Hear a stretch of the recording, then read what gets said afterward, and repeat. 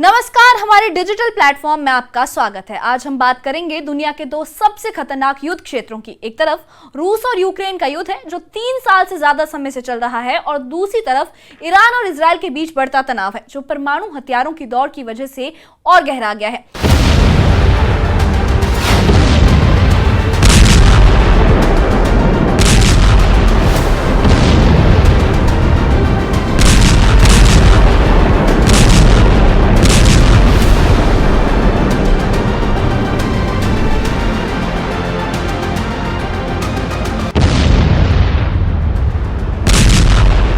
गया है।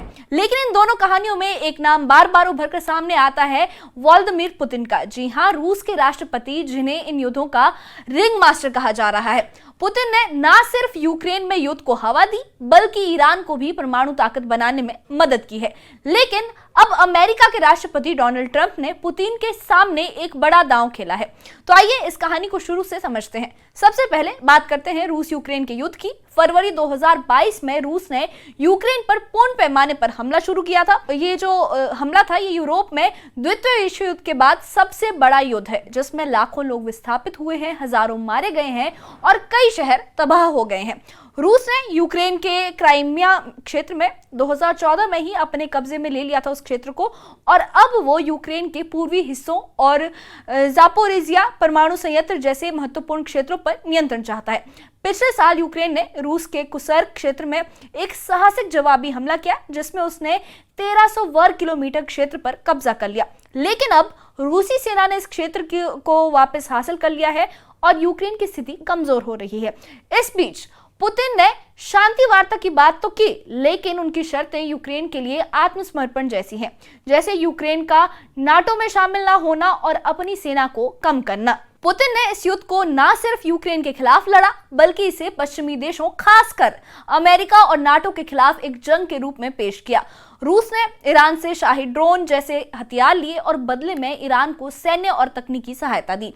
यही वो कड़ी है जो हमें ईरान इजराइल तनाव की ओर ले जाती है रूस यूक्रेन युद्ध से। अब बात करते हैं मध्य पूर्व की, जहां ईरान और इजराइल के बीच तनाव चरम पर है। 7 अक्टूबर 2023 को ईरान समर्थित हमास ने इजराइल पर हमला किया था, जिसमें 1200 लोग मारे गए थे। इसके जवाब में इजराइल ने गजा और लेबनान में ईरान समर्थित हिजबुल्लाह के खिलाफ बड़े पैमाने पर सैन्य कार्रवाई शुरू की। लेकिन इस युद्ध का सबसे बड़ा खतरा है ईरान का परमाणु कार्यक्रम।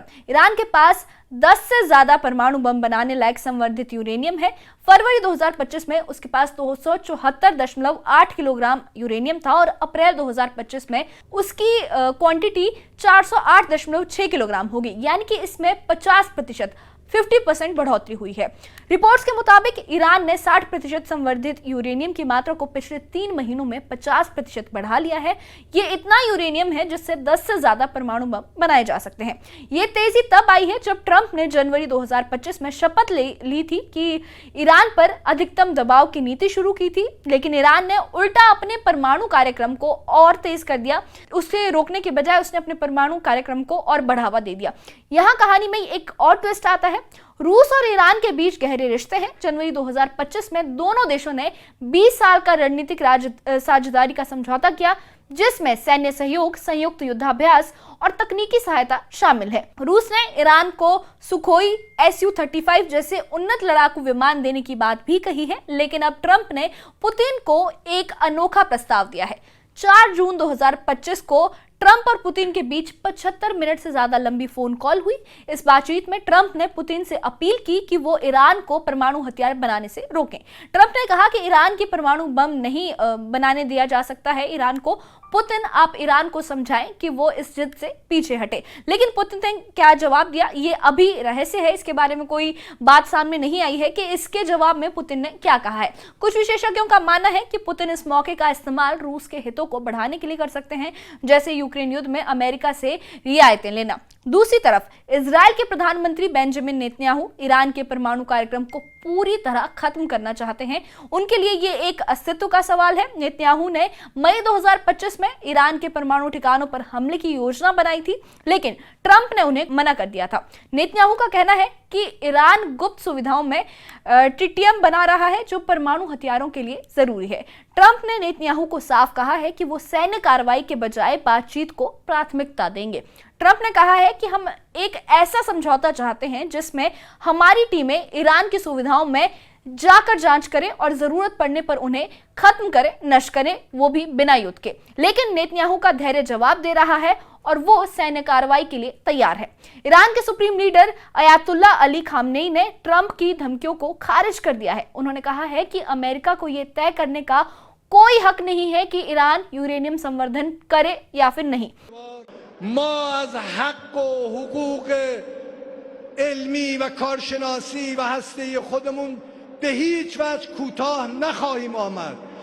خواب یه چنین چیزی رو ببینن که اینا تصور کنن با تهدید و یا با تطمیع خواهند توانست مسلمان ها رو و کشورهای اسلامی رو از حقوق مسلمی که آگاهی علم خلاقیت بگن شما نمیتونید در این منطقه علمی بیایید وارد بشید।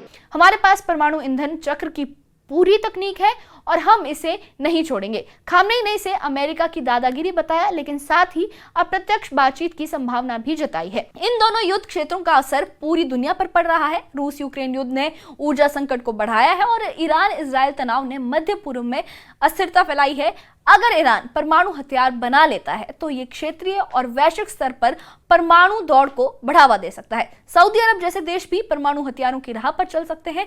पुतिन की भूमिका इसमें सबसे अहम है। वो एक तरफ यूक्रेन में युद्ध लड़ रहे हैं और दूसरी तरफ ईरान को समर्थन दे रहे हैं। लेकिन ट्रंप के दबाव में क्या वो ईरान को रोकेंगे या फिर वो मौके का इस्तेमाल रूस के लिए ज्यादा रियायतें हासिल करने में करेंगे? इस बारे में आपकी क्या राय है? हमें कमेंट बॉक्स में अपनी राय जरूर बताइएगा, क्योंकि ये दुनिया की दो खतरनाक युद्ध के क्षेत्रों की कहानी थी, रूस यूक्रेन युद्ध और ईरान इजराइल तनाव में पुतिन की भूमिका के बारे में, ट्रंप की कूटनीति के बारे में और नेतन्याहू की सैन्य तैयारियों और खामनेई की जिद के बारे में। ये सब मिलकर एक विस्फोटक स्थिति बना रहे हैं।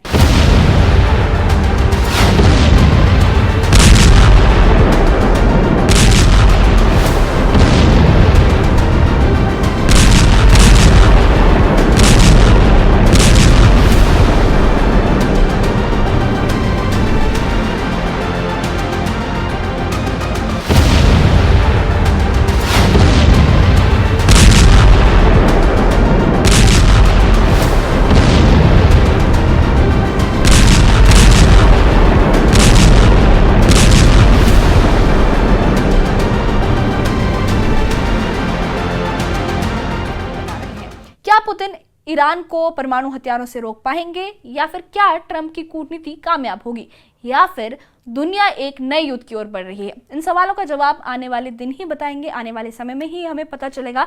आप इस बारे में क्या सोचते हैं? कमेंट सेक्शन में हमें अपनी राय जरूर बताइएगा और ऐसी ही खबरों के लिए और ऐसी ही वीडियोस के लिए हमारे चैनल के साथ बने रहिए। हमारे चैनल को सब्सक्राइब करिए। शुक्रिया।